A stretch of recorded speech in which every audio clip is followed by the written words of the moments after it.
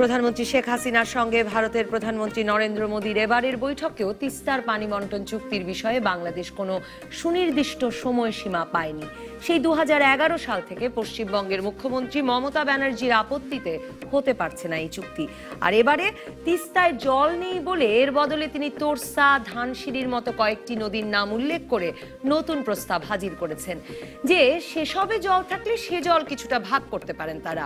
তিস্তার বিকল্প হিসেবে এমন কটি নদীর নাম সামনে এনেছেন মমতা যেগুলোর বিষয়ে কোনো তথ্য বা সমীক্ষা নেই দুই দেশের কোনো কর্মকর্তা বা বিশেষজ্ঞের কাছে। এর আগে স্থল সীমান্ত চুক্তিরও ব্যাপক বিরোধিতা করেছিলেন পশ্চিমবঙ্গের মুখ্যমন্ত্রী। এখনো অনেকে বলছেন আন্তর্জাতিক চুক্তি রাজ্য সরকারকে পাশ কাটিয়েই করে ফেলতে পারে কেন্দ্রের মোদী সরকার। কিন্তু 2019-এর নির্বাচনের আগে মমতাকে চটিয়ে ওই রাজ্যের কংগ্রেস বাম জোটের দিকে তৃণমূলকে ঠেলে দিয়ে নিজেদের অবস্থান আরো দুর্বল করতে চায় না বিজেপি।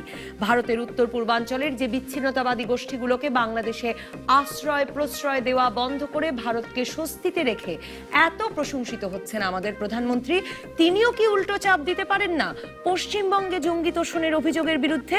কারণ 2014-তে খাগড়াগড় বিস্ফোরণের পর ভারতের স্বরাষ্ট্র মন্ত্রণালয়ের তরফেই তো জানা গিয়েছিল যে 50-এর অধিক স্লিপার সেল বাংলাদেশে হামলা চালাতে কাজ করছিল ওই রাজ্যে। এমনকি জেএমবির একটি দল সেখানে বসে শেখ হাসিনা খালেদা জিয়ার প্রাণনাশের চেষ্টা করছিল, এমন খবরও তো বেরিয়েছিল। শুধু কি কূটনীতি আর সুসম্পর্কে তিস্তা উদ্ধার হবে, নাকি বাংলাদেশকেও মমতার রাজনীতির পাল্টা চাল চালতে হবে এখন? এসব নিয়ে আলোচনা করতে আজ রাজকাহন স্টুডিওতে আছেন সাবেক রাষ্ট্রদূত এম হুমায়ুন কবির, সাবেক রাষ্ট্রদূত রাজিউল হাসান ও জাহাঙ্গীরনগর বিশ্ববিদ্যালয়ের আন্তর্জাতিক সম্পর্ক বিভাগের সহযোগী অধ্যাপক শাহাব এনাম খান। স্বাগত আপনাদের তিনজনকেই। এম হুমায়ুন কবির, আপনাকে দিয়েই শুরু করি। যে মমতা ব্যানার্জি তো মানে চমৎকৃত হবার মতো কয়েকটি নদীর নাম বলেছেন বটেই, এবং তাতে দুদেশেই আসলে আপনাদের মতো বিশেষজ্ঞরা নদী নিয়ে যারা কাজ করেন তারা সকলেই চমৎকৃত, কারণ এগুলো ঠিক আলোচনাতেই ছিল না এমন সব নদীর কথা বলেছেন। দুই সরকারই বলছেন, সেই সরকারের কর্মকর্তারা বলছেন যে এটাকে গুরুত্ব দিয়ে না নিয়ে, তার প্রস্তাবটিকে গুরুত্ব না দিয়ে না নিয়ে এই যে দুই প্রধানমন্ত্রী বলেছেন যে আশু সমাধান হবে, তাদের সরকারের আমলেই হবে, সেটাকেই গুরুত্ব দেওয়া উচিত। কিন্তু তাতে কি আসলে নিশ্চিন্ত হওয়া যায়? কারণ মমতা ব্যানার্জি যে এটাকে দেরি করিয়ে দিতে পারেন তা তো আমরা জানি। ধন্যবাদ আপনাকে। আপনি তো আমাদের মাননীয় প্রধানমন্ত্রীর সদ্য সমাপ্ত সফরের প্রেক্ষাপটে দুই প্রধানমন্ত্রীর কথা বললেন, তো আমি তার আগে নিয়ে যেতে চাই আপনাকে। 2015 সালে ভারতের প্রধানমন্ত্রী নরেন্দ্র মোদী যখন এসেছিলেন, তার আগে 2011 সালে ডক্টর মনমোহন সিং যখন এসেছিলেন, তারা দুজনেই কিন্তু অঙ্গীকার করে গিয়েছিলেন যে দ্রুততম সময়ে এই চুক্তি সম্পাদনে তারা অঙ্গীকারাবদ্ধ। তো কাজেই ভারতের দিক থেকে, আমাদের দিক থেকে তো আমরা প্রস্তুত আছি, এবং এই দুই প্রধানমন্ত্রীর যে জয়েন্ট স্টেটমেন্টটা বেরিয়েছে সেখানেও কিন্তু তারা 2011 সালে যেই চুক্তিটা চূড়ান্ত হয়েছিল সেই চুক্তিটাই স্বাক্ষর করার জন্য তারা তাদের প্রস্তুতির কথা বা তাদের ইচ্ছার কথা ব্যক্ত করেছে। তো কাজেই আমাদের জন্য যেটা গুরুত্বপূর্ণ সেটা হলো যে ভারতের দুই প্রধানমন্ত্রীর দেয়া বক্তব্য, এবং মমতা ব্যানার্জি নিজের কিন্তু বলেছিলেন আমার উপর আস্থা রাখবেন। এবারও উনি এসে আমাদের দেশে পেট ভরে ভাত খাবেন, এসব আবেগের কথা বলছেন। কাজে আমাদের দিক থেকে কথা হলো যে তারা যে অঙ্গীকারটা করেছেন সে অঙ্গীকারটা তারা রক্ষা করুন এবং দ্রুততম সময়ের মধ্যে করুন, এটাই আমাদের প্রত্যাশা। মমতা ব্যানার্জি যেগুলো বলছেন সেটাও তো তিনি তার কথা বলেছেন, কিন্তু দুই দেশের প্রেক্ষাপটে, ঢাকা এবং দিল্লির প্রেক্ষাপট থেকে বিষয়টা দেখলে আমরা দুই প্রধানমন্ত্রী কি বলেছেন বা তার আগে ভারতের প্রধানমন্ত্রীরা কি বলে গেছেন তার উপরই ভরসা রাখতে চাই। মমতা ব্যানার্জি যে বক্তব্য দিয়েছেন সেটা এক হচ্ছে যে দুই সরকারের দিক থেকে এটা ধর্তব্যের মধ্যে নেওয়া হয়নি। আমরাও মনে করি যে চুক্তি হওয়ার যেখানে সিদ্ধান্ত আছে সেখানে নতুন করে এই প্রশ্ন তোলাটা অবান্তর, এবং বাংলাদেশের পানি ভাগাভাগি 53টি নদীরই হতে হবে, মানে একটার বদলে আরেকটা নদীর নিশ্চয়ই না। রাজিউল হাসান, আপনার কাছে যাব যে মানে অনেকেই বলছেন যে আমাদের বিএনপি তো বলছে, মানে রাজনীতির ক্ষেত্রে তো বলা হচ্ছে, বিরোধী রাজনীতিকরা তো বলছেনই, কিন্তু অনেক বিশ্লেষকও বলছেন যে আমরা আমাদের দিক থেকে আসলে দেবার মতো বা মানে আমরা এখন আর নেগোসিয়েশনের টেবিলে নেগোশিয়েট করতে পারি এমন কার্ড আমাদের হাতে কমে গেছে। আমরা ভারতের বিচ্ছিন্নতাবাদী শক্তিকে এখানে আশ্রয় প্রশ্রয় দেই না, আমরা তাতে সম্পর্কের সর্বোচ্চ পর্যায়ে উন্নয়নে নিয়ে গেছি, আমরা ট্রানজিট দিয়ে দিয়েছি, মানে আমাদের হাতে আর তেমন কোনো কার্ড নেই। সমস্যাটা কি সেখানেও? দেখুন, প্রথম কথা হচ্ছে এখানে একটা বিবেচনার বিষয়, এই ব্যাপারটা সম্পূর্ণভাবে রিটরিকের উপর নির্ভর করলে চলবে না। এখানে বাস্তব অবস্থা যা সেটাকে বিবেচনায় আনতে হবে, এবং বাগাড়ম্বর হচ্ছে রাজনীতিকদের ব্যাপার। তারা কি ভাষায় কথা বলছেন, তারা কি কাকে কে অ্যাটাক করছেন, কাকে কে ডিফেন্ড করছেন। আমাদের ব্যাপার হলো যে আমাদের স্বার্থ ভারতের সঙ্গে সংরক্ষিত করতে হবে, এটা প্রথম প্রধান কাজ। মাননীয় প্রধানমন্ত্রীর এই সফরে আমি মনে করি যে এ ধরনের পথে অনেকখানি অগ্রগতি হয়েছে। আমাদের দুই দেশের সম্পর্ক উন্নত হয়েছে, উন্নততর হয়েছে। এমনকি নরেন্দ্র মোদী অনেকগুলো জেস্চার দেখিয়েছেন। তিনি নিজে গিয়ে এয়ারপোর্ট থেকে মাননীয় প্রধানমন্ত্রীকে রিসিভ করেছেন, তারপরে অন্যান্যখানে গেছেন একসঙ্গে। নানানভাবে তিনি বুঝিয়ে দিয়েছেন যে তার সঙ্গে কথা বললে কাজ হবে। কিন্তু এখানে একটা ফ্যাক্টর আমরা দেখতে পাচ্ছি, মাননীয় মুখ্যমন্ত্রী পশ্চিমবঙ্গের, তিনিও একটা ফ্যাক্টর। তাকেও তার রাজনৈতিক হিসেব নিকেশ করতে হচ্ছে। তাকে বুঝতে হবে যে কোনটা করলে তার ভোট ব্যাংক বাড়বে, কোনটা করলে তার রাজ্যে ভোটের অবস্থা আরও সঙ্গীন হতে পারে। তিনি একদিকে বলছেন দিদি, একদিকে শাড়ি নিচ্ছেন, একদিকে ইলিশ খাচ্ছেন, এগুলো চলছে। কিন্তু আবার একদিকে বলছেন এখন নতুন একটা অঙ্গন, নতুন একটা আঙ্গিক তিনি সৃষ্টি করছেন। সেটা হচ্ছে যে তিস্তার সঙ্গে আরও কতগুলো নদীর নাম জুড়ে দিয়ে তিনি নতুনভাবে বিষয়টাকে প্রত্যক্ষ করার একটা দাবি করছেন। কিন্তু এটা হচ্ছে রিটরিক, এটা বাগাড়ম্বর। ওনার হাতেও কোনো তথ্য আছে বলে মনে হয় না, মানে উনি দেখতে বলছেন যে ওখানে জল আছে কিনা দেখেন, পেলে শেয়ার করব। তিনি তার যে বিশেষ উপদেষ্টা কল্যাণ রুদ্র, তিনি কিন্তু পরিবেশের ব্যাপারে কিছুই জানেন না এখনো, তিনি কিন্তু বলতে পারছেন না। তো তাহলে কি নিয়ে তাদের সঙ্গে আমরা আলাপ করব? এই ব্যাপারটা ঝুলে গেল মনে হচ্ছে, বিলম্বিত হচ্ছে। এবং আমাদের দরকার জল বা পানি। আমরা তো এই রিটরিকের উপরে নির্ভর করে থাকতে পারি না। সুতরাং এটাকে সেই আঙ্গিকে আমরা দেখব, আমাদের অন্যান্য বিষয়াবলীর সঙ্গে এটাকেও দেখতে হবে। এবং আপনি জানেন যে এই সফরের সময় বেশ কিছু এমওইউ চুক্তি স্বাক্ষরিত হয়েছে, সেগুলোর প্রতিফলন ঘটবে এবং এখানে আন্তর্জাতিক প্রেক্ষিত আসবে, অনেক কথাই আসবে, সেগুলো হয়তো সামনে আমরা আলোচনায় করব একেবারে। কিন্তু আমি একটু ভারতের রাজনীতির দিকেও তাকাতে চাই। শাহাব এনাম খান, আমি জানি না যে আমি যে প্রসঙ্গটি আজ উঠাতে চাই সেটা আপনাদের কাছে অর্বাচীনের মতো ঠেকবে কিনা। খুব সুন্দর একটা শব্দ ব্যবহার করেছেন প্রধানমন্ত্রী আজ। কিন্তু আমি মানে যেটা জানতে চাই যে আমরা তো একটা সময়ে নিয়মিতভাবে ভারতের রাজনীতিকদের, শীর্ষস্থানীয় রাজনীতিকদের মুখেও এই কথা শুনেছি যে আমরা তাদের বিচ্ছিন্নতাবাদীদের এখানে পুষি। তো ভারতের ভেতরে ভারতের রাজনীতিকরা নিয়মিত বলছেন মমতা ব্যানার্জি পশ্চিমবঙ্গে এমন জঙ্গিদের পোষেন যারা ভারতের জন্য ক্ষতিকর এবং বাংলাদেশের জন্য ক্ষতিকর। এটা আমরা জোরে সোরে বলছি না কেন? ধন্যবাদ নবনীতা।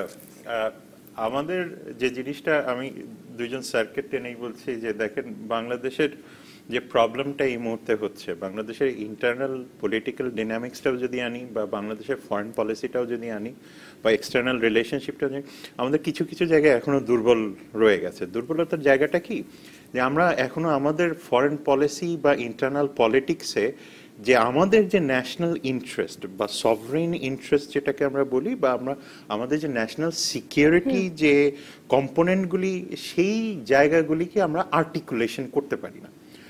আমি কয়েকদিন আগেই বলছিলাম একটা কথা, যখন বাংলাদেশ ইন্ডিয়া রিলেশনশিপের কথা বলছিল, যে বাংলাদেশের main problem is not India, বাংলাদেশের মেইন প্রবলেমটা হচ্ছে ওয়েস্ট বেঙ্গল থেকে। কেন হচ্ছে, যে আমরা আমাদের ইন্টেলিজেন্স লেভেল থেকে কিন্তু উই হ্যাভ রিপিটেডলি, কিন্তু আমাদের ইন্টেলিজেন্স লেভেল বলেন, আপনি পুলিশের সাথে কথা বললে বা ইন্টেলিজেন্সের সাথে কথা বললে আপনি দেখবেন যে অনেক লিস্ট কিন্তু পাঠানো হয় যে আমাদের টেররিস্টরা ওখানে আছে। এখনো পর্যন্ত কিন্তু আপনি পত্রপত্রিকায় ভারতে বা বাংলাদেশের পত্রপত্রিকায় খুব একটা দেখবেন না যে তারা আমাদেরকে হ্যান্ড ওভার করেছে, কিন্তু আমরা কিন্তু খুব ঢাকঢোল পিটিয়ে হ্যান্ড ওভার করে দিই। এখন দেখেন আমরা ঢাকঢোল পিটিয়ে হ্যান্ড ওভার করছি, ওরা হ্যান্ড ওভার করছে না, সেটার কোনো ইনফরমেশনও নাই, পাবলিক ডিসকোর্সেও এটার ডিবেটও নাই। ফলে আপনি ফরেন পলিসিতেও এটাকে আনছেন না, ইন্টারনাল পলিটিক্সেও এটাকে আনেন না, যে কারণে আপনার একটা শূন্যতা ওখানে রয়ে গেছে। 1 নম্বর। 2 নম্বর যেটা থাকে, ন্যাশনাল সিকিউরিটিতে যে আমার প্রায়োরিটি, এখন ওয়েস্ট বেঙ্গলের ইন্টারনাল পলিটিক্সে কি হচ্ছে, যে মমতা ব্যানার্জির মুসলিম ভোট প্রয়োজন, এখন মুসলিম ভোট প্রয়োজন বলে তাকে অনেক রকমের কম্প্রোমাইজ করতে হয়। এখন সেই কম্প্রোমাইজটা সেন্ট্রাল গভর্নমেন্টও কিন্তু আনঅফিশিয়ালি করে যাচ্ছে, কারণ তারও একটা ভোট পলিটিক্স আছে 2019-এ, যে কারণে আমি ওদিন বলছিলাম যে বাংলাদেশ তাহলে কি করবে, বাংলাদেশ তো এখন সার্জিক্যাল স্ট্রাইক করে গিয়ে নিয়ে আসতে পারবে না, রাইট? এখন বাংলাদেশের তো সেটার ইচ্ছাও নাই। ফলে এখানে যেতে হবে একটা কাউন্টার টেররিজম রেজিমে। আমরা বারবার বলছি যে আমরা একটা কাউন্টার টেররিজম রেজিমে যাই, কিন্তু কাউন্টার টেররিজম কিন্তু এবার আসলো না। কাউন্টার টেররিজম নিয়ে কয়েকটা কথা এসছে, সুন্দর সুন্দর কথা এসছে, 17-18-তে আসছে, সেটা ইউএন জেনারেল অ্যাসেম্বলিতে যাব, সেইটার একটা গ্রাউন্ড তৈরি করার জন্য সবকিছু আছে। কিন্তু আপনি দেখেন আমার যে মোদ্দা কথা, আপনার কথাটা একদম যথার্থ, অর্বাচীন না। এই জিনিসগুলো আমরা এখন ভাবছি না, এগুলো এখন ভাবা দরকার। আপনি একটা প্রশ্ন করলেন, যেটা অ্যাম্বাসেডর সাহেবকে করলেন, যে আমাদের প্রবলেমটা মানে, আমি এই একই প্রশ্ন এই অন্য দুজন অতিথিকে করে কেন অর্বাচীনের মতো না যথার্থ সেটা শুনবো আপনার কাছ থেকে। এম হুমায়ুন কবির, আপনার কাছেও আমি এই প্রসঙ্গটিতে জানতে চাই যে আসলে মানে পশ্চিমবঙ্গ আমাদের সঙ্গে কি করছে, মানে এমনকি হোলি আর্টিজান হামলার পরেও তো আমরা শুনলাম সীমান্ত পেরিয়ে আসলে অস্ত্র এসেছে। তার মানে এই নয় হয়তো যে পশ্চিমবঙ্গ সরকারের তত্ত্বাবধানে এসেছে, কিন্তু এরও তো চাপ ওদিকে যাওয়ার কথা। আসলে যেটা হয় যে আপনি যখন এটাকে, সাহাব যেটা বলছিল, এটাকে যখন অফিসিয়াল ডিসকোর্সে আনতে হবে, তখন কিন্তু সরকারের কোনো না কোনো রকম প্রচ্ছন্ন বা সরাসরি অংশগ্রহণের দিকটা কিন্তু আসে। এখনো পর্যন্ত এমন কোনো ইঙ্গিত আমাদের কাছে নেই যে মমতা ব্যানার্জি প্রশাসন বা পশ্চিমবঙ্গ সরকার এই ধরনের কাজের সাথে পরোক্ষ বা প্রত্যক্ষভাবে জড়িত। কাজে সেই প্রেক্ষাপটে এটা খুব সহজ নয় যে আপনি কথাটা বলে চাপ সৃষ্টি করবেন। এটা একটা বিষয়। দ্বিতীয় যে বিষয়টা হলো যে এই বিষয়গুলো এত কমপ্লেক্স বিষয় যে আপনি এটা বলতে পারেন যে এক ধরনের গেম খেলা, তো কাজে এই গেমটাতে না যাওয়াই বোধহয় ভালো এই কারণে যে এই গেমে গেলে এই গেমটা নিচের দিকে হয়তো প্রকাশ্য হয় না, তো কাজে এখানে কে কার দিকের হয়ে গেম খেলছে, কিভাবে করছে, এই জায়গাটা বিপজ্জনক জায়গা। আমি মনে করব যে আমরা ভারতের সাথে প্রকাশ্য সম্পর্ক রাখি, আমরা উদ্যোগ নিয়ে ভারতের নিরাপত্তাকে সংহত করার জন্য তাদেরকে সাহায্য করেছি, ভারতও আমাদেরকে সাহায্য করছে। আমরা এই প্রকাশ্যভাবেই উভয়ের কাছে আমাদের যে দাবিগুলো আছে সেগুলো আমরা উত্থাপন করতে থাকব। এবং আমরা তো একটা জায়গায়, এই যে ধরেন যেমন তিস্তার কথাও যদি বলেন, আমরা তো একটা জায়গায়, আপনার কাছে এইটা শুনতে আসবো, কিন্তু রাজিউল হাসান, শুধু যদি আমরা এই প্রশ্নটার উত্তর জানতে পারি যে আসলে এখন মমতা ব্যানার্জিকেও কিছু কিছু জবাবদিহিতার আওতায় আনা বাংলাদেশের জন্য জরুরি হয়ে পড়েছে কিনা। জরুরি তো হয়েছে, কিন্তু ব্যাপার হচ্ছে যে নিরাপত্তা বিষয়ক সিকিউরিটি কনসার্নস, এটা কিন্তু ভারতের রাজ্য সরকারের নয়, সেটা কিন্তু সেন্ট্রাল গভর্নমেন্টের একটা সাবজেক্ট। সেখানে মমতা ব্যানার্জি এবং তাদের জাতীয় গোয়েন্দা সংস্থা এনআইএ এর তদন্তেই আছে যে বাংলাদেশের স্লিপার সেলরা ওখানে আছে 50টা না কয়টা, 54টা। কিন্তু এখন কথা হচ্ছে যে সমস্ত কিছু একটা লেজে গোবরে হয়ে যাচ্ছে।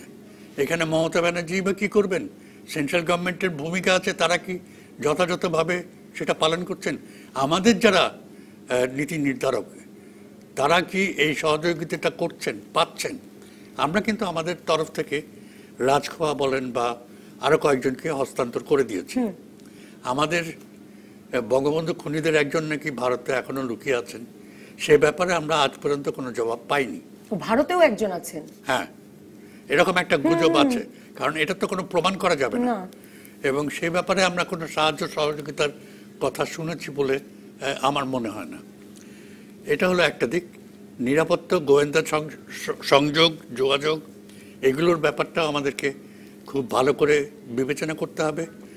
আর যেটা আপনি বারবার বলছেন অর্বাচীন, এখন কে অর্বাচীন কে নয়, এটা রাজনীতিকরা তাদের ভাষা প্রয়োগে, ভাষা শৈলী প্রয়োগে বুঝতে পারবেন। কিন্তু এটা আমাদের তো লুকআউট না, আমরা সাধারণ নাগরিক, আমরা জানতে চাই যে আমাদের বন্ধু প্রতিবেশী দেশ, তাদের সঙ্গে আমাদের সম্পর্ক ভালো হচ্ছে কিনা।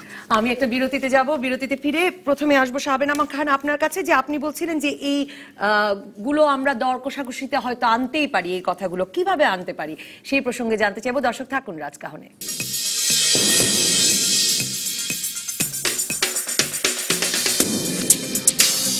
ফিরে এলাম রাজকাহনে। শাহাবেন আমান খান, আপনার কাছে এই শুরুতে যেতে চাই যে আমরাও পশ্চিমবঙ্গকে উল্টো চাপ দিতে পারি কিনা, যে তারা সন্ত্রাস দমন করুক, তারা সন্ত্রাসীদের আশ্রয় না দিক, তারা অস্ত্র ঢুকতে না দিক আমাদের দেশে। আসলে আমরা ওয়েস্ট বেঙ্গলকে খুব বেশি চাপ দিতে পারি না নবনীতা, এটা পারি না কারণ আমরা রাষ্ট্র, ওটা রাজ্য। ফলে রাষ্ট্রের সাথে আলাপ করবে, রাষ্ট্র রাজ্যের সাথে আলাপ করবে না। ফলে এটা করতে হবে, পশ্চিমবঙ্গ করছে, সেটা আমরা রাষ্ট্রের কাছে রাষ্ট্রকে আমরা জানাতে পারি। এবং আমার মনে হয় এখন হয়তো আরেকটু সিরিয়াসলি মানে জিনিসটা এগিয়ে নেওয়া প্রয়োজন। যেটা বললাম যে কাউন্টার টেররিজম মানে একটা ফ্রেমওয়ার্কে এখন খুব জরুরি ভিত্তিতে আসা দরকার।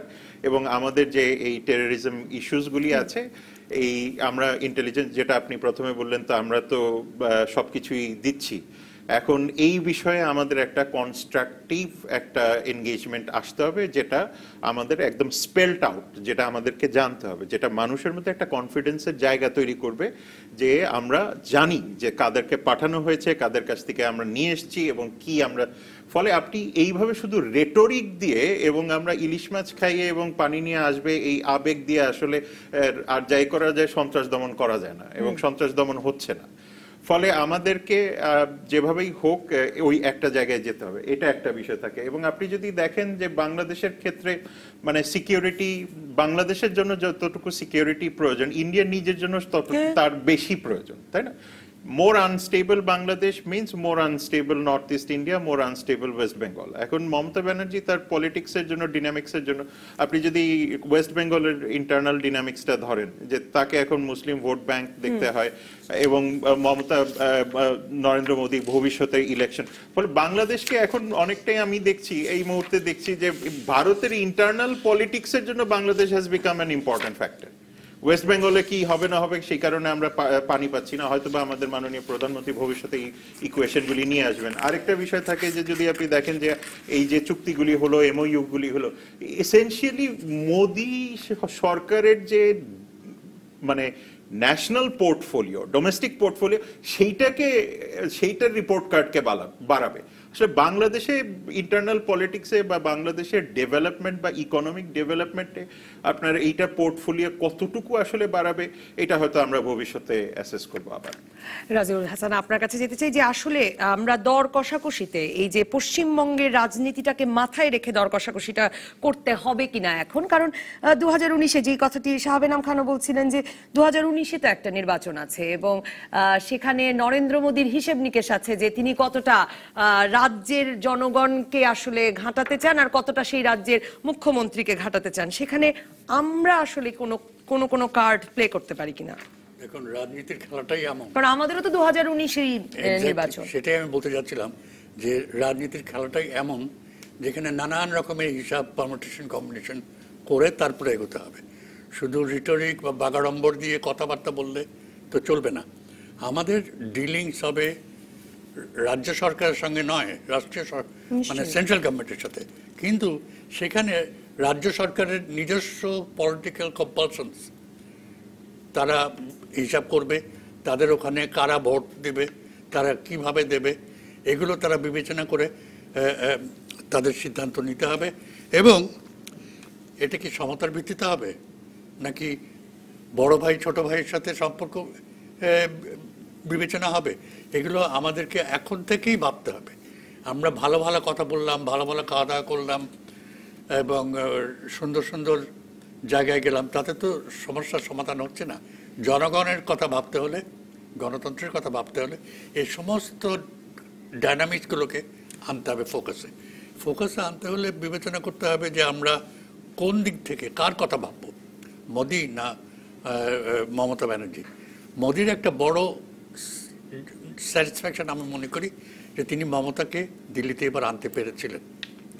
এটাতে শুধু তার ক্রেডিট আমি বলবো না, কিন্তু মমতা ব্যানার্জি যে এসছেন, কিন্তু তাতে তো ওনারও একটা লাভ হলো, কারণ ওনাদের ওই নোট বাতিলের পর থেকে দুজনের সম্পর্ক এত খারাপ ছিল যে সম্পর্ক একদিকে ভালো হলো, দুজনেরই তৃণমূল কংগ্রেস এখনই গিয়ে অন্তত কংগ্রেস বামের সঙ্গে হাত মেলাবে না সেটা উনি নিশ্চিত হলেন। তারা একটা এমন পর্যায়ে আসলেন যে এখন হয়তো নতুন একটা ডায়নামিক্স তৈরি হবে, এবং সেটাকে বিবেচনা করে আমাদের সার্থকতায় এটা আমাদের নেতৃস্থানীয় যারা আছেন, নীতি নির্ধারক যারা আছেন, তাদেরকে বিবেচনা করতে হবে।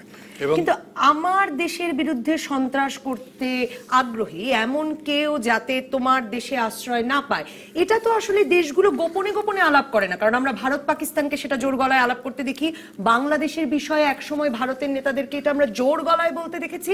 আমরা কেন জোর গলায় সেটা বলতে পারি না? মানে যৌথ ঘোষণায় সে কথা থাকে না, সে কথা কোনো আলাপে থাকে না, শুধু মানে ইলিশ মাছ রান্নার কথা কেন থাকে? দেখুন, এই সমস্ত ব্যাপার সবসময় যে প্রকাশ্যে হতে হবে তা তো নয়, এটা তো গোপনেও কিছু কথা থাকতে পারে। এবং কিছুদিন আগেই হোম মিনিস্ট্রি একটা ডেলিগেশন আমার কথাবার্তা বলে এসছে, আরও চলবে। এটা তো চলমান প্রসেস, এটা তো কোনো একটা স্থিতিশীল কিছু না। এবং সেটা এই জয়েন্ট কমিটিতে নেই, কিন্তু থাকবে না এমন তো কোনো কথা নেই। এই আগ্রহ আছে আমাদের, কারণ স্থিতিশীলতা আমাদেরও তো দরকার। এখানে সামান্যতম অস্থিতিশীল হলে আর কেউ বাদ দিই, আমাদের দেশের জনগণ ভীত সন্ত্রস্ত হবে। এই যে এতদিন পরে আইপিইউটা করা গেল হোলি আর্টিসানের পরে, এতে তো আমাদের জন্য একটা কনফিডেন্স বিল্ডিং মেজার দেখা যাচ্ছে।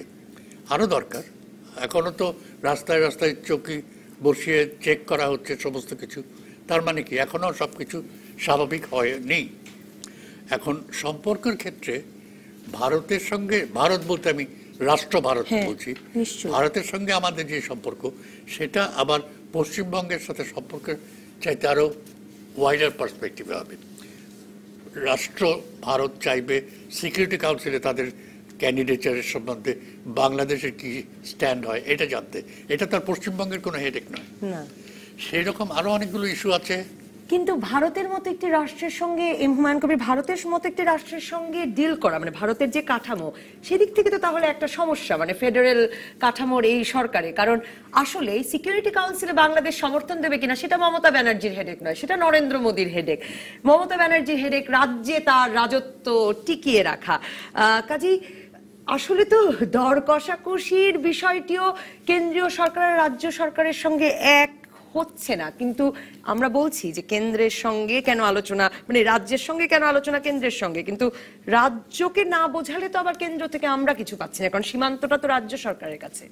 এটা ঠিকই বলেছেন, এবং আসলে আপনি যে প্রসঙ্গটা নিয়ে এসছেন এটার খুব সহজ উত্তর, সোজা উত্তর নেই। ভারত একটা ফেডারেল রাষ্ট্র, এবং সেখানে রাজ্য সরকারের ভূমিকা আছে, কেন্দ্রীয় সরকারের ভূমিকা আছে। এবং বিশেষ করে গত 20-25 বছর ধরে কিন্তু ভারত আস্তে আস্তে বেশি করে ফেডারালাইজড হচ্ছে, এটা আপনাকে মনে রাখতে হবে। যেমন ধরেন, এখন রাজ্যগুলো বিদেশি বিনিয়োগ আনবার জন্য বাইরের সরকারগুলোর সাথে কথা বলে, ব্যবসায়ীদের সাথে কথা বলে, আপনি প্রতিবেশীদের সাথে কথা বলে, রাজ্যগুলো ক্রমেই আরো স্বতন্ত্র সত্তার দিকে যাচ্ছে।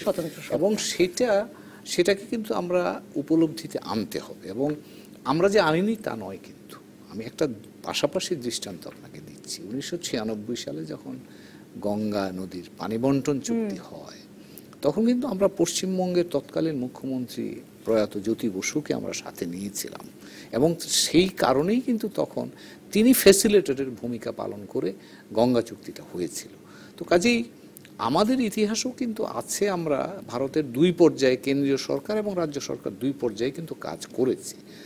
এখন আমাদেরকে, যেহেতু ভারত আস্তে আস্তে ফেডারেল স্ট্রাকচারটা শক্তিশালী হচ্ছে, রাজ্য সরকার অনেক বেশি ভূমিকা পালন করছে, রাজ্য সরকারগুলোর সাথে আমাদের যোগাযোগ বাড়ছে, সেই জন্য আমি মনে করি যে আমাদেরও নিজেদেরকে কিছুটা নিজের দিকে দেখতে হবে যে আমরা কি আমাদের কূটনীতি, ভারতের যে কূটনীতিটা করছি, এই কূটনীতিটাকে আরেকটু সৃজনশীল আমরা কিভাবে করতে পারি। কারণ রাজ্য সরকারের সাথেও তো বোধহয় একটা, কারণ জ্যোতি বসুর সরকারের প্রসঙ্গটি বারবারই আসে, কিন্তু জ্যোতি বসুর সরকার যে বাংলাদেশের পক্ষে একরকম লবিও করেছিলেন সে সময়, এবং সেটা কিন্তু যেমন ভারতীয় গণমাধ্যমেও তখন এবং এখন খুব স্পষ্টত লেখা হয়, বাংলাদেশকে যে মমতা যতই ভালো ভালো কথা বলুক, বাংলাদেশ বিরোধী একটি স্ট্যান্স যে তার আছে সেটিও তো অনেকেই সন্দেহ করেন। এমনকি মমতার রাজনীতির কথা যদি বলি, যে মমতা বিধানসভা নির্বাচনের আগে 2016 সালে যে সিদ্দিকুল্লাহ চৌধুরীর সঙ্গে নির্বাচনী আতাত করলেন, তার জামাতে ইসলামীর পক্ষে দেওয়া বিবৃতি আছে, প্রকাশ্য বিবৃতি।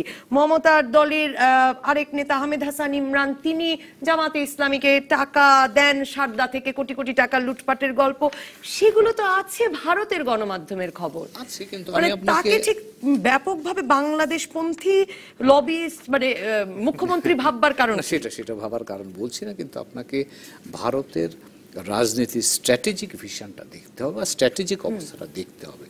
আপনি যদি লক্ষ্য করে থাকেন, ভারতে এখন যদি দুইটা মোটা দাগে যদি ভারতের রাজনীতি ভাগ করি, তাহলে একদিকে ধর্মভিত্তিক রাজনীতি কিন্তু শক্তিশালী হচ্ছে, আরেকদিকে তার বিরুদ্ধে মোটামুটি সেকুলার একটা রাজনীতি হচ্ছে বা চেষ্টা হচ্ছে। মমতাকে আপনি কোন দিকে রাখবেন সেই জায়গাটা আপনাকে চিন্তা করতে হবে, কিন্তু সেকুলার দিকে রাখতে হবে। আমি সেটা প্রশ্ন জবাবটা আপনার কাছেই চাইছি।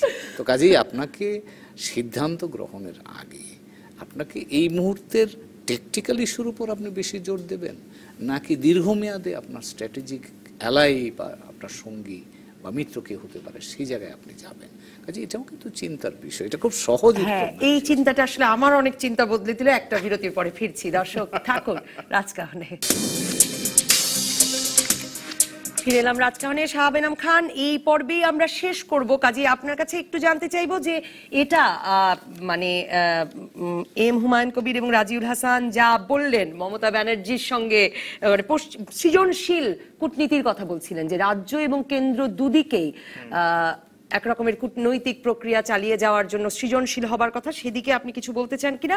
আর এই সফর থেকে কি পেলাম সেটা যদি একটু বলতে চান, কিছু পেলাম কিনা? ক্রিয়েটিভ ডিপ্লোমেসি তো খুবই ইম্পর্টেন্ট, কারণ এটা খুবই জরুরি। এটা অনেক দিন ধরেই বলা হচ্ছে। শুধুমাত্র ক্রিয়েটিভ ডিপ্লোমেসি শুধু যে মানে মিনিস্ট্রি অফ ফরেন অ্যাফেয়ার্স এর কাছে তা না, এটা অবভিয়াসলি পলিটিক্যাল লেভেলেও হতে হবে, এবং পলিটিক্যাল লেভেলটা শুধু এক পক্ষে না, অ্যাক্রস দি পলিটিক্যাল সিস্টেম হতে হবে। কারণ আমাদের যেটা আপনাকে প্রথমে বললাম যে দেখেন, সেখান থেকেই তাহলে শুরু করেছি না, সেটাই বললাম যে ন্যাশনাল ইন্টারেস্ট কিন্তু একটা পলিটিক্যাল পার্টির হতে পারে না, সবার। কারণ পানিটা শুধু একটা পলিটিক্যাল পার্টির না, সবার। এটা আমাদের দেশের মানুষের বুঝতে হবে।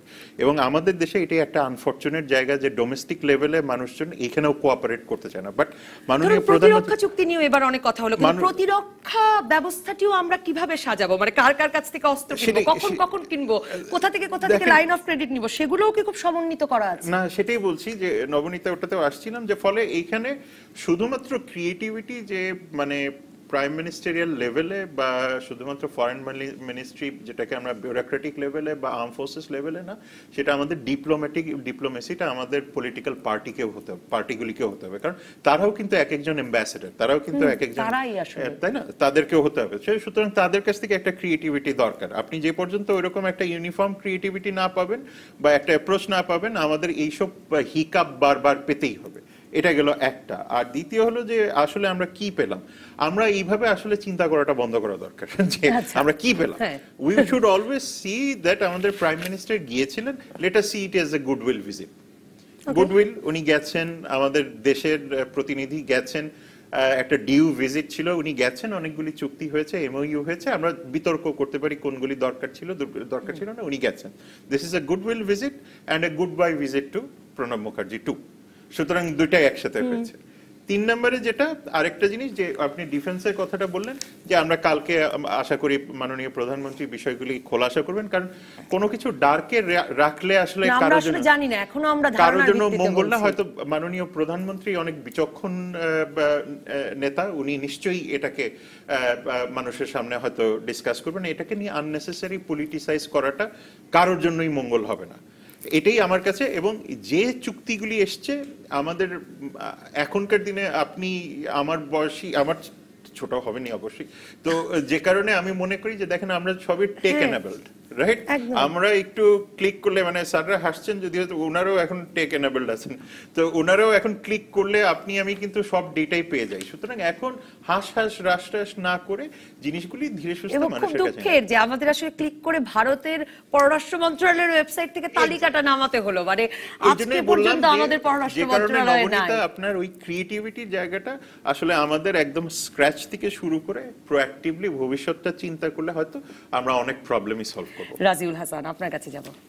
দেখুন, আমার একটা সাধারণ প্রশ্ন, যে কুইড প্রো কো বলে আমরা শুনে এসেছি, তখন ভারতে এই সফরের ফলে আমরা কি কুইড করলাম, কি প্রো পেলাম, মানে আমাদের কি লাভ ক্ষতি হলো, এই হিসাব এখন আমাদেরকে ভাবিয়ে তুলছে, আমরা ভাবছি। আর দেখুন, আমরা সবসময় বলি যে ল্যান্ড বাউন্ডারি এগ্রিমেন্ট, এটা কিন্তু একদিনে হয়নি, এটা সাইন হয়েছিল 74-এ, তারপরে হতে হতে হতে হতে বাস্তবায়িত হলো, এবং সেজন্যও রাষ্ট্রীয় সরকারকে, রাজ্য সরকারকে, স্টেট গভর্নমেন্ট অনেক মূল্য দিতে হয়েছে। এটা হয়তো সবাই জানেন কিনা জানি না, মানে নরেন্দ্র মোদী না, সে সময় মনমোহন সিং ছিলেন, তারা মমতা ব্যানার্জিও কিন্তু এই যে আমাদের ল্যান্ড বাউন্ডারি এগ্রিমেন্টের প্রথম থেকে বিরোধিতা করেছিলেন। তার তার তার নিজস্ব বিবেচনা, সেটা কম্প্রোমাইজ নয়, কিন্তু তার রাজনৈতিক বিবেচনা আছে বলেই তিনি কোনো কিছু আদায় করেছেন। তারপরে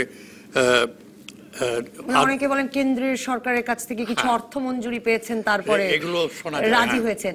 বিজেপিও তো আসলে স্থল সীমান্ত চুক্তির বিরোধী ছিল যখন কংগ্রেস সরকারে ছিল, তারপরে তারা রাজি হলো। এখন দেখুন, এই নরেন্দ্র মোদী প্রধানমন্ত্রী হবার আগে তিনি কিন্তু বাংলাদেশের বিরুদ্ধে অনেক কথাবার্তা বলেছিলেন, কিন্তু এখন তো বাংলাদেশ মনে হচ্ছে তার সবচেয়ে ঘনিষ্ঠতম বন্ধু। বিজেপির বড় একজন মন্ত্রী তো মানে রাজনাথ, উনি তো সকল মুসলিমকে, পশ্চিমবঙ্গের সকল মুসলিমকেই বাংলাদেশি বলে মনে করেন। এখন কথা হচ্ছে যে আবার আমি ফিরে আসছি, কারণ সময় কম। আমাদের মাননীয় প্রধানমন্ত্রীর সফরটাতে কি হলো, এটা সমতার একটা ভিত্তি তৈরি হলো, যেটা আমি মনে করি, এবং নরেন্দ্র মোদী যথেষ্ট সম্মান তাকে দেখিয়েছেন, এবং এটা আমাদের যেন এই যোগাযোগটা থাকে, এই প্রার্থনা আমাদের রাখতেই হবে।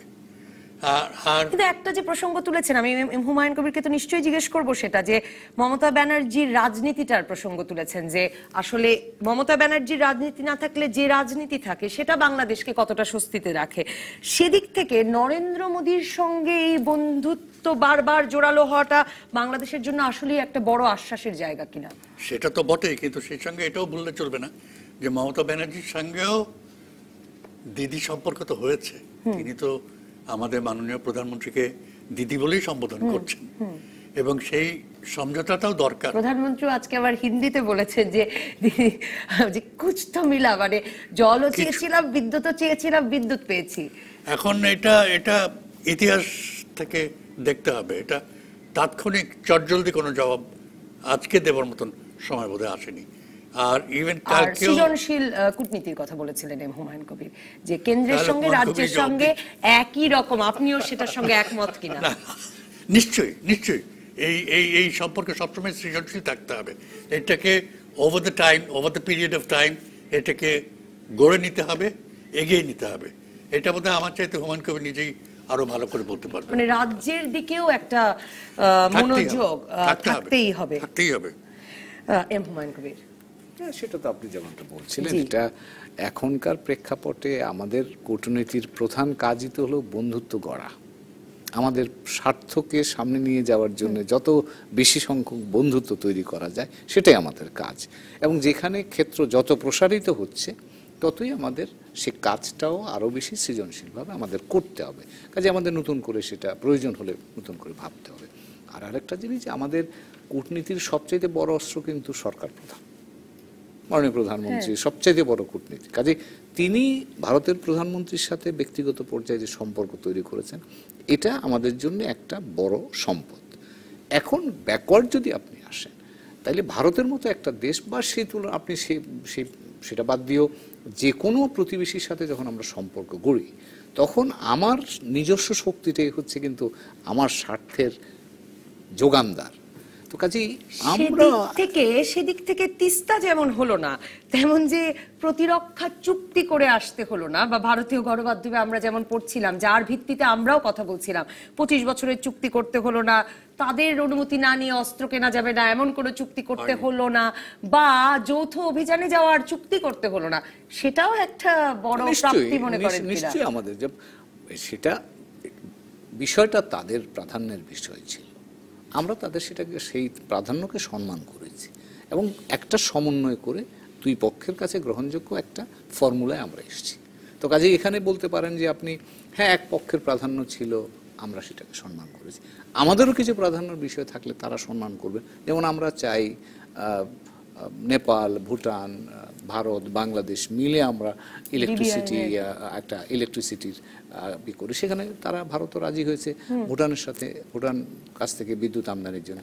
আমরা নেপালকেও অন্তর্ভুক্ত করার অনুরোধ জানিয়েছি, ভারত কিছু বলেন, কিন্তু আমরা আগ্রহী, সোজা কথা। কাজে এখানে একটা দেয়া নেয়ার বিষয় থাকে, আপনি কত ভালোভাবে এই দেয়া নেয়ার কাজটা করতে পারেন সেটা নির্ভর করে আপনি কত অভ্যন্তরীণভাবে শক্তি তৈরি করে, ন্যাশনাল পাওয়ার আমরা যেটাকে বলি, আপনি সেটা তৈরি করতে পারেন, সেটাই আপনার যোগানদার, এবং সেটা নিয়েই আপনাকে ওই ক্ষেত্রে দেয়া নেয়ার কাজটা করতে। রাজিউল হাসান, আপনি প্রতিরক্ষা চুক্তি নিয়ে মানে সমঝোতার স্মারক বা সহযোগিতা কাঠামো নিয়ে কিছু বলতে চান কিনা? আমি বলতে চাই শুধু যে যেটা এবার স্বাক্ষরিত হচ্ছে সেটা হচ্ছে MOU on defence cooperation framework. এখন এটা নিয়ে অনেকে ভুল বোঝাবুঝির অবকাশ তৈরি করতে পারে, কিন্তু আমার জানা মতে এই একই ধরনের জিনিস চীনের সঙ্গেও কিন্তু ভারতের আছে। চীনও একটা ফ্যাক্টর আমাদের সঙ্গে সম্পর্ক সৃষ্টির ব্যাপারে, ভারতের সঙ্গে চীনও একটা বিবেচ্য বিষয় রাখতে হবে। চীনের যেটা ভারতের সঙ্গে হয়েছে, তো সেখানে তাহলে স্বার্থ বিকায়নি, তো খালি আমাদেরই কেন স্বার্থ বিকাবে? এটা নানান রকমের নানান লোক নানান কথা বলবে, কিন্তু আমাদের স্বার্থ সমুন্নত রাখতে হবে। এটা যে সরকারই আসুক তাদেরকে এটা নিয়েই এগিয়ে যেতে হবে। অসংখ্য ধন্যবাদ শাহবেনাম খান, ধন্যবাদ রাজিউল হাসান, ধন্যবাদ এম হুমায়ুন কবির। দর্শক, আপনারা জানেন আমরা প্রতিদিন শেষ করি রাজকাহন কোনো এক জনপদের মানুষের কোনো এক সাফল্যের গল্প দিয়ে। পুকুরে মাছ আর পাড়ের পতিত জমিতে বিভিন্ন সবজি ও ফল আবাদ করে এলাকায় সাড়া ফেলেছেন কুষ্টিয়ার বাবলু। তার সাফল্যের সমন্বিত খামার প্রকল্প দেখে আসি।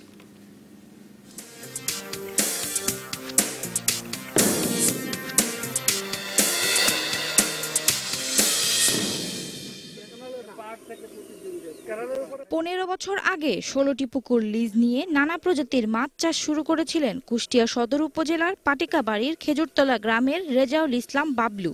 পরে পুকুর পাড়ে ঝোপঝাড় ঘেরা পতিত জায়গায় শুরু করেন সবজির আবাদ। এভাবেই এক সময় গড়ে তোলেন সমন্বিত খামার প্রকল্প। আমি পুকুর আবাদ করি, মাছ চাষ করি, সেই সাথে আমি একসময় দেখলাম যে আমার পাড়গুলো অবহেলিত হচ্ছে এবং জঙ্গল হচ্ছে, প্রচুর গাছরা হচ্ছে। এই গাছরা ধ্বংস করার জন্য আমি চিন্তা করলাম যে কি করা যায়। তখন আমি চিন্তা করলাম যে এই যে আমি যদি সমন্বিতভাবে চাষ করি, সবজির চাষ করি কিংবা অন্যান্য চাষ করি, তাহলে কৃষক এবং দেশ বাঁচবে। বাবলুর খামারে এখন কাজ করে 20 জন শ্রমিক। তার এই সমন্বিত কৃষি খামার আগ্রহী করছে অন্যদেরও। পুকুর পার পড়ে থাকে, পুকুরে মাছ চাষ হয়, এর ভিতরে হঠাৎ দেখছে যে বাবলু ভাইয়ের পুকুরের বাড়িতে প্রচুর পরিমাণে মিষ্টি কুমড়া হচ্ছে। তো এই দেখে আমাদের গ্রামের আরো অন্যান্য যারা মাছ চাষ করে তারাও আগ্রহ দেখছে এবং এতে লাভও হচ্ছে। এই যে লেবারটা কাজ করাচ্ছে, এগুলো যারা বসে থাকে সেই লেবারগুলো তো অনেক সময় বাঁচছে, তারা তাদের জীবিকা নির্বাহ করছে তার এই কাজকর্ম করার উপরে। প্রায় 15 বছর আমি কাজ করছি, এটা আমার বাচ্চা কাছে নিয়ে চলছি, আরো 20 জন আছে এই ডিপার্টমেন্টে। কলা, মিষ্টি কুমড়া ও মাসকলাইয়ের পাশাপাশি অন্য ফসল আবাদ করে মাসে প্রায় লাখ টাকা আয় করছেন বাবলু। পুকুর থাকে বছরে প্রায় 1,30,000 টাকা, মিষ্টি কুমড়া হচ্ছে 1,40,000 টাকার মতো, কালাই হচ্ছে 75-80,000 টাকার মতো, বীজ বাদে, বীজটা আমার আছে, বীজটা বিক্রি করি নাই। আর কলা প্রায় 2,50,000 টাকার মতো হইতে পারে। পতিত জমি কাজে লাগিয়ে নিজের আর্থিক সচ্ছলতার পাশাপাশি এলাকায় অনন্য দৃষ্টান্ত স্থাপন করেছেন কুষ্টিয়ার বাবলু। DBC news desk. আপাতত বিদায় রাজকাহন থেকে। প্রতিদিন রাত 10টা পর্যন্ত সব খবরে খুঁজতে থাকুন রাজনীতি। তারপর রাত 10টা থেকে 12টা আপনার বিশ্লেষণের সঙ্গে মেলাবো আমার বিশ্লেষণ। তৈরি হবে নতুন রাজকাহন। থাকুন ডিবিসির সঙ্গে।